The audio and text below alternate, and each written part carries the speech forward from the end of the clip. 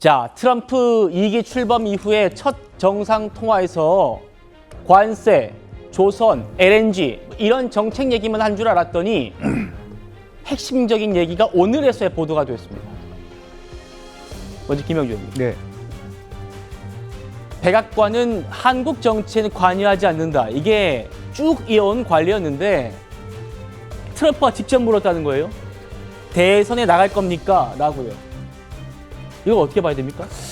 글쎄요. 지금 현재 이제 트럼프가 처해진 상황이 국제적으로 보면 G7, 일본과 캐나다, 나머지 유럽 국가로 이루어졌는데 사실은 캐나다와 유럽 국가들 간에도 상당한 신경전을 벌이고 있습니다. 그렇죠. 일본과 한국, 즉 미국이 원하는 그 상대의 집중적인 공격 대상 국가는 중국인데 한국과 일본이 상당히 중국과 인접된 국가고 또 혹은 무역 상당한 어떤 흑자를 갖고 있는 국가로서 굉장히 한국과 일본이 지니고 있는 미국의 어떤 통상 정책에서의 중요도를 얘기함에 있어서 새롭게 떠오르는 한덕수 총리의 어떤 뭐 역량, 경륜 그리고 실제적으로는 뭐 소통, 즉 통역 없이 바로 다이렉트리 소통할 수 있다라고 하는 장점 이런 것들을 아마 높이 산 거 아니냐라는 생각이고요. 네. 경제통상 전문가였다라는 측면도 알고 있고 또 소위 엠파이어라고 하는 대국들은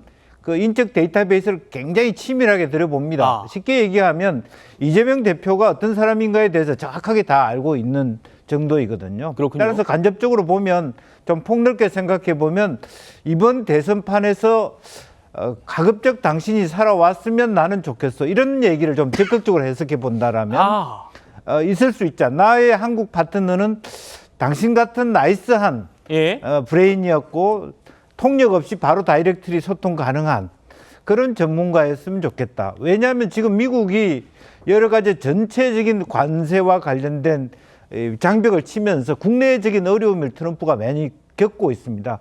그런 부분에 있어서 한국이 어떤 스탠스를 취하냐가 굉장히 중요한데 이번 28분 통화를 통해서 어떻게 보면은 일본이 상당히 많은 선물을 갖고 갔음에도 불구하고 일본보다 한덕수 총리가 훨씬 더 말하면 트럼프 대통령의 환심을 많이 샀지 않느냐. 그리고 그동안에 이 협상의 패턴을 잘 읽어낸 거 아닌가 그렇게 보여집니다. 그렇군요.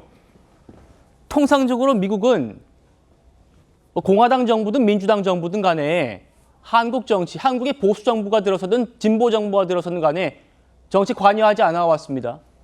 그런데 직접 트럼프 대통령이 대선에 나갈 거냐 이렇게 한덕수 대행에게 물었다는 건 당신 같은 나이스한 사람, 이거 이제 김영주 의원님의 해석입니다만 당신 같은 사람과 내가 파트너가 되고 싶다 이런 말로도 해석된다. 그런 관리를 깨고 말할 정도면 그런 해석이었습니다. 김기현 대변인님. 여기서 이제 한덕수 대행의 답이 더 관심이에요. 여러 요구와 상황이 있어서 고민 중이다. 고민 중이다. 분명히 저희가 어제까지만 해도 뭐 대선에 디귿도 꺼내지 마라 이렇게 말했다고 했는데 정작 트럼프와의 통화에서는 고민 중이다. 자, 그리고 이런 보도가 나왔는데도 총리실이 여기에 대해서 오보 대응을 안 하고 있어요. 네. 제가 볼 때는 총리실의 누군가가 특정 언론사에 이거를 소위 말해서 리크, 누출시킨 거 아닙니까? 의도가 다분히 있다고 보고 있고요. 전 무엇보다도 이게 뭐 한덕수 권한대행 뭐 국민의힘 후보가 된다 안 된다를 떠나서 국익에 굉장히 좋은 거 아닙니까? 무엇보다도 트럼프란 사람은 어떤 상황을 해결할 때 탑다운 방식 아닙니까? 상대방이 어떤지에 따라서 그거를 해결하는 데 있어서 용이할 수도 있고 되게 힘들 수도 있는 상황인데 전화통화를 직접 해보니까 마음에 들고 나아가서 당신이 대통령이 나왔으면 좋겠다 그런 그런 생각을 저는 던졌다고 봐요. 근데 이거는 트럼프가 아니라 바이든이 만약에 대선에서 이겼다고 하더라도 그건 맞는 얘기입니다. 왜 그러냐면 미국은 공화당과 민주당과 상관없이 중국에 대한 견제와 봉쇄가 주된 목적입니다. 그리고 관세라는 것도 결국은 중국과의 싸움 속에서 지금은 일정 부분 관세를 유예하지 않았습니까? 그렇지만 중국과의 싸움은 계속 가고 있습니다. 근데 우리가 누구나 알다시피 이재명 대표가 어떤 분입니까? 그리고 민주당이 이번에 대통령을 탄핵할 때 1차 탄핵안에 뭐가 있었습니까? 북중러를 적대시하고 일본 중심의 기이한 외교를 했다. 네. 이 부분에 대해서 미국 조에서 바라볼 때 이 탄핵 세력이 한미 동맹과 한미일 공조를 약화시키는 거 아니냐. 이거는 제 말이 아니라 이른바 이제 김영 공화당의 김영 하원 의원이 한 얘기입니다. 그런 측면에서 봤을 때 트럼프 입장에서는 한덕수 권한대행이 굉장히 관심이 있을 것 같고요. 말을 섞어 보니까 이 사람과는 뭔가 해볼 수 있다는 그런 느낌을 받았겠죠. 그런 측면에서 저희가 되게 기분이 좋은 게 뭐냐.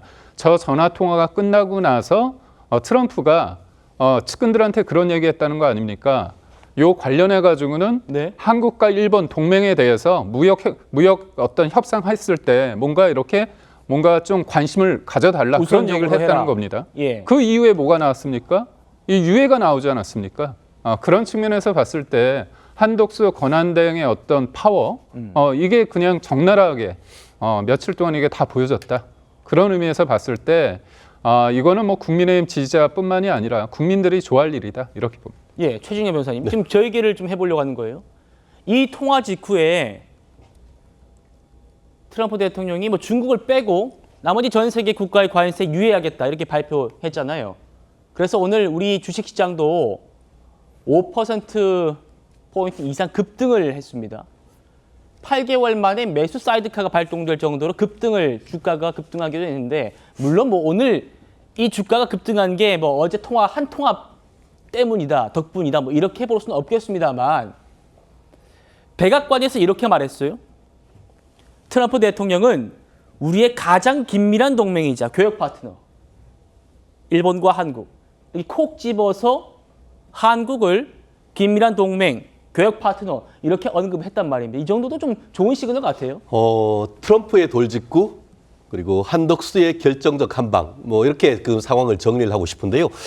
윤석열 대통령이 탄핵을 당한 이후에 사실 내치나 외치가 상당히 좀 흔들린다 이런 얘기가 있었습니다만 그가 돌아왔다. 어떻게 보면은 대한민국 1타 외교 통상 행정가 아니겠습니까? 한덕수 국무총리, 미 주미 대사도 했고 한미 FTA 할 때 한국 단장도 하셨고 예. 외교와 파트너 그 통상에 관해서는 누구보다 잘 알고 있고 그렇기 때문에 지금 영어로 통역 없이 이렇게 쉽게 할 수 있다고 한다고 하면은 아마 거꾸로 제가 어떤 그 외국 사람하고 하는데 그분들과 얘기하다가 갑자기 한국말로 얘기를 하면 훨씬 더 친밀감을 느낄 수밖에 없는 건 아니겠습니까? 거의 30분 가까이 했는데 통역을 한다고 하면 그 절반도 안 되는 겁니다. 근데 예. 통역 없이 얘기를 했다고 하면 정말 밀도 있게 짧은 기간 얘기를 했는데 그 옥동자가 바로 오늘 주가 5% 이상 급등으로 나타났다라고 생각을 합니다.